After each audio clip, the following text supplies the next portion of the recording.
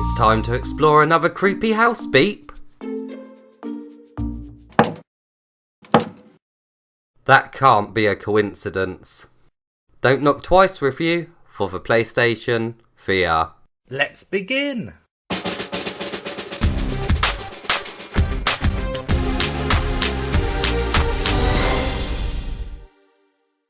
Depending on what controls you use, the game can be quite a different experience. Therefore, we shall begin the review with the setup and controls.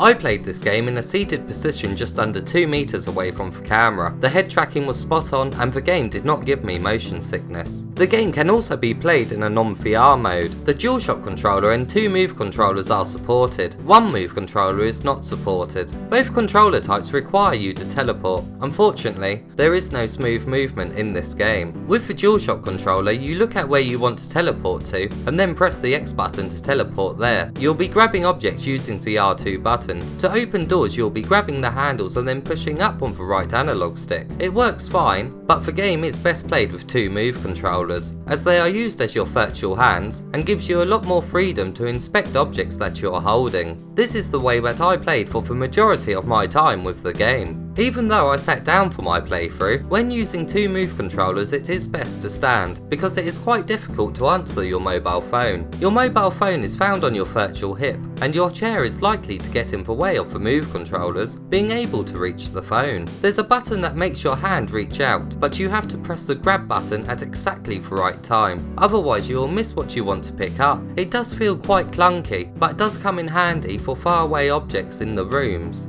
Now let's take a look at the gameplay.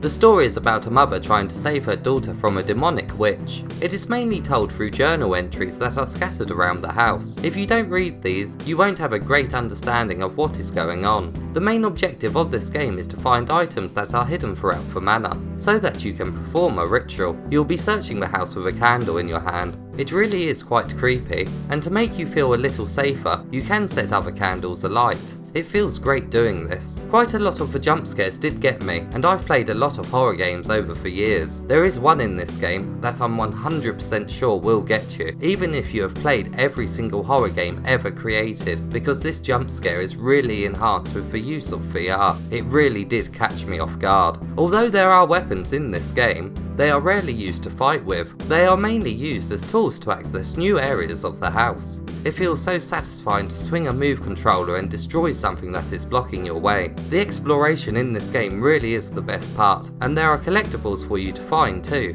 in the form of China dolls. If you get stuck for a certain amount of time, you will get a text message that lets you know what room you should be looking in. It's a good job too, because a couple of items you need are quite difficult to find. I really like this hint system. It certainly keeps you in the game and also makes you feel like you haven't cheated too much. You can turn this feature off in the options if you want to. Although the house is quite creepy, after getting used to the layout a bit more, I wasn't too scared whilst exploring it. I think it was mainly because a lot of the rooms are quite large and have open spaces, but going into a basement in a VR game is not going to become any easier anytime soon. Now let's take a look at how immersive this manor is. The depth is pretty good, especially on the items you hold, although some of the long corridors can appear a bit blurry at the end due to the headset screen resolution. There are some really creepy paintings on display, which are quite unsettling. They are quite detailed when compared to other paintings on walls seen in other similar VR titles. The letters you pick up can be quite hard to read. Luckily, you can press the X button, which displays a new text box that is readable.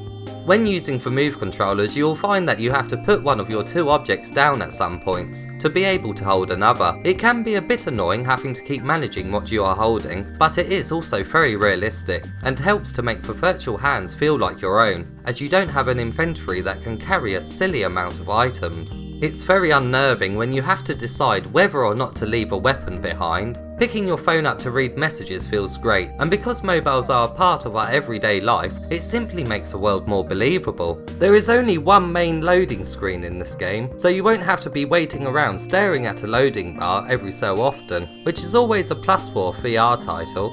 The sound is decent, but unless you're interacting with the grabbable objects or are in the middle of a jump scare, you won't be hearing too much.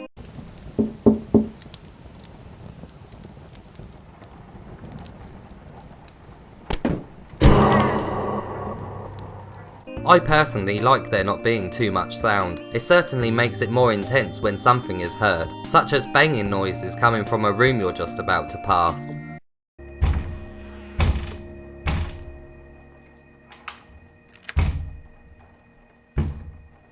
Now and then creepy ambient music will play. It's not too often, and it really does build up the tension whilst exploring.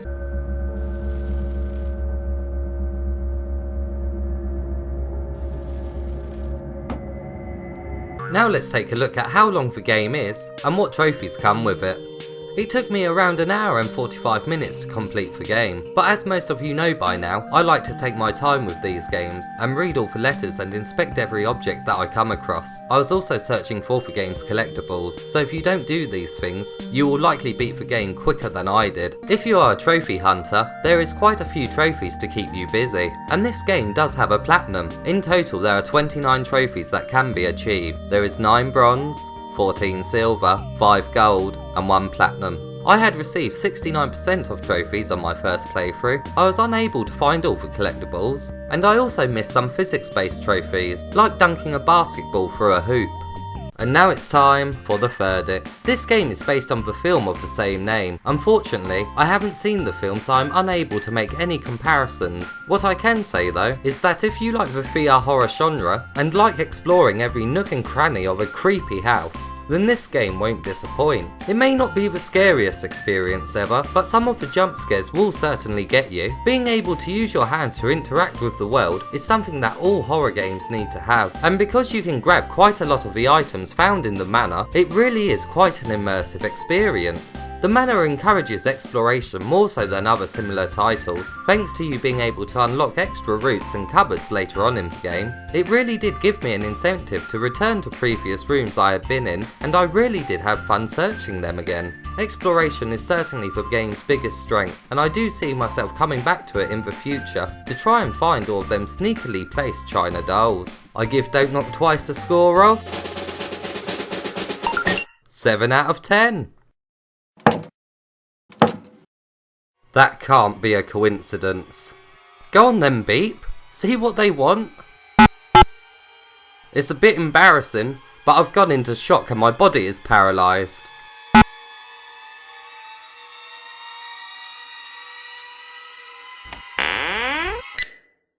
Aloha! That's odd. This isn't a sitcom. If this review helped you in any way, please hit that like button, and also subscribe for more in-depth PlayStation VR game reviews.